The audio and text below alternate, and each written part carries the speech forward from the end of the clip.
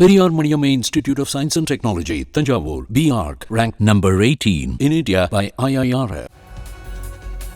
தற்போது கிடைத்திருக்கக்கூடிய அண்மை செய்தி, திமுக கூட்டணி 38 இடங்களில் தமிழ்நாட்டில் முன்னிலையில் இருக்கிறது. அதிமுக கூட்டணியில் ஒரு இடத்தில் மட்டும் கள்ளக்குறிச்சியில் வேட்பாளர் குமரகுரு முன்னிலை வகிக்கிறார். அதேபோல பாஜக கூட்டணியில் பாமகவினுடைய வேட்பாளர் சௌமியா அன்புமணி தற்போது முன்னிலையில் இருக்கிறார். தற்போது கிடைத்திருக்கக்கூடிய அண்மை தகவல், தமிழ்நாட்டில் மொத்தம் இருக்கக்கூடிய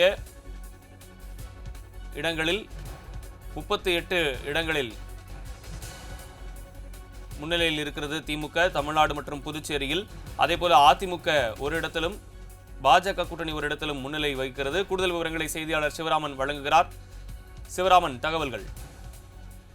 வணக்கம் சுரேஷ். தற்பொழுது அந்த மக்களவை தேர்தலில் பதிவான வாக்குகள் தொடர்ந்து எண்ணப்பட்டு வரக்கூடிய சூழ்நிலையில் திமுக கூட்டணி தமிழகத்தை பொறுத்தவரை ஒரு மிகப்பெரிய ஒரு வெற்றியை இரண்டாவது முறையாக பெற்றிருக்கிறது.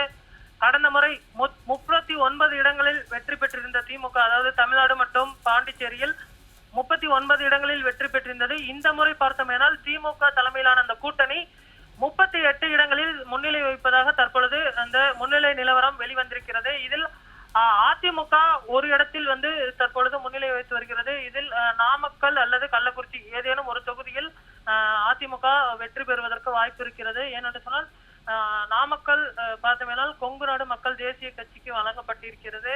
கள்ளக்குறிச்சியில் பார்த்தோமேனால் அதிமுக சார்பில் குமரகுரு அவர்கள் போட்டியிடுகிறார். இதனால் பார்த்தோமேனால் அதிமுகவிற்கு நாமக்கல் அல்லது கள்ளக்குறிச்சி இரண்டு தொகுதிகளில் ஏதேனும் ஒரு தொகுதியில் வெற்றி வாய்ப்பு இருக்கும் என எதிர்பார்க்கப்படுகிறது.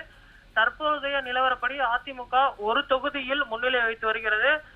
பாஜக எந்த ஒரு தொகுதிகளிலுமே முன்னிலை வகிக்கவில்லை. தமிழகத்தில் பாமக மட்டுமே, அதாவது பாஜக கூட்டணியில் அங்கம் வகிக்கக்கூடிய பாமக சௌமியா அன்புமணி தர்மபுரி தொகுதியில் முன்னிலை வைத்து வருகிறார்.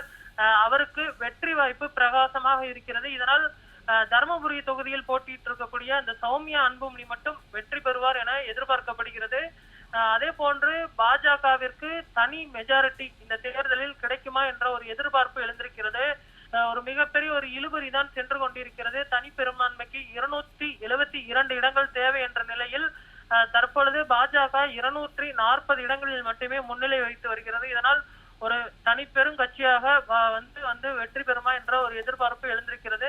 பாஜக கூட்டணியில் அங்கம் வகிக்கக்கூடிய மற்ற கட்சிகள் தான் தற்பொழுது முன்னிலை வைத்து வருகின்றன. தெலுங்கு தேசம், அதே போன்று சிவசேனா தனிப்பிரிவு உள்ளிட்ட கட்சிகளின் சார்பில் தான் தற்பொழுது பாஜகவிற்கு முன்னிலை நிலவரங்கள் கிடைக்கப்பட்டு வருகிறது.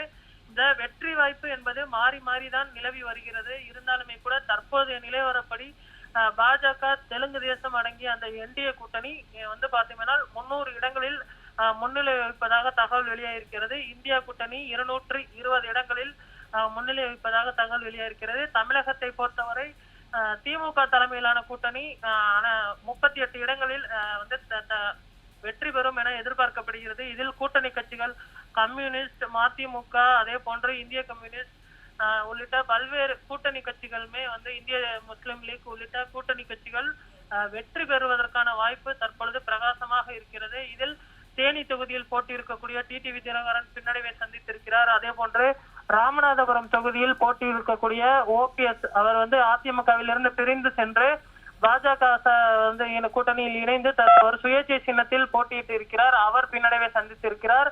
இந்த தேர்தல் எளிதில் கணிக்க முடியாத ஒரு தேர்தலாக இருக்கிறது. தமிழகத்தில் ஓரளவுக்கு நிலவரம் தெரிந்து விட்டாலுமே கூட இந்தியா முழுமைக்கான அந்த நிலவரமும் இன்னும் ஒரு இழுபறியான சூழ்நிலை தான் நிலவி கொண்டிருக்கிறது.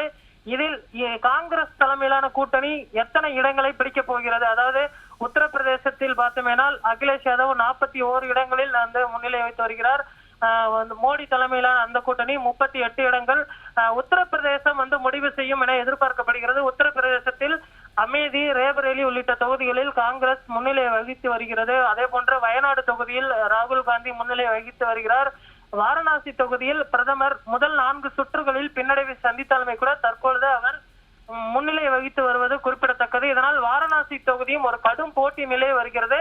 பிரதமர் போட்டி இருக்கக்கூடிய ஒரு நட்சத்திர தொகுதி, பிரதமர் வெற்றி பெறுவாரா என்ற ஒரு எதிர்பார்ப்பு நாடு முழுவதும் எழுந்திருக்கிறது. இதனால் அவருடைய வெற்றி வாய்ப்பும் முக்கியத்துவம் வாய்ந்ததாக பார்க்கப்படுகிறது. அதே போன்ற அமேதி தொகுதியில் போட்டியிருக்கக்கூடிய மத்திய அமைச்சர் ஸ்மிருதி இரானி அவர்கள் பின்னடைவை சந்தித்திருக்கிறார். அங்கு போட்டியிருக்கக்கூடிய கிஷோர்லால் அவர்கள் தற்பொழுது முன்னிலை வகித்து வருவது குறிப்பிடத்தக்கது. தமிழகத்தில் தற்பொழுது திமுக தலைமை அலுவலகமான அறிவாலயத்தில் வெற்றி கொண்டாட்டங்கள் துவங்கிவிட்டன. இன்னும் ஒரு அரை மணி நேரம் 1 மணி நேரத்தில் திமுக தலைவர் மு.க. ஸ்டாலின் அவர்கள் அறிவாலயம் வரக்கூடும் என எதிர்பார்க்கப்படுகிறது. அங்கு இந்த முன்னிலை வகித்து வரக்கூடிய வேட்பாளர்கள் சந்திக்கலாம் அல்லது இன்று மாலை அந்த சந்திப்பு இருக்கலாம் என எதிர்பார்க்கப்படுகிறது. அவர்கள் தங்களுடைய வெற்றி சான்றிதழை திமுக தலைவரிடம் கொடுத்து அவர்கள் ஆசி பெறுவார்கள் என எதிர்பார்க்கப்படுகிறது. தற்பொழுது அதிமுகவிற்கு 1 இடமும் பாஜகவிற்கும் 1 இடமும் முன்னிலை வகித்து வருவது குறிப்பிடத்தக்கது. சுரேஷ், விவரங்களை வழங்கியமைக்கு நன்றி சிவராமன்.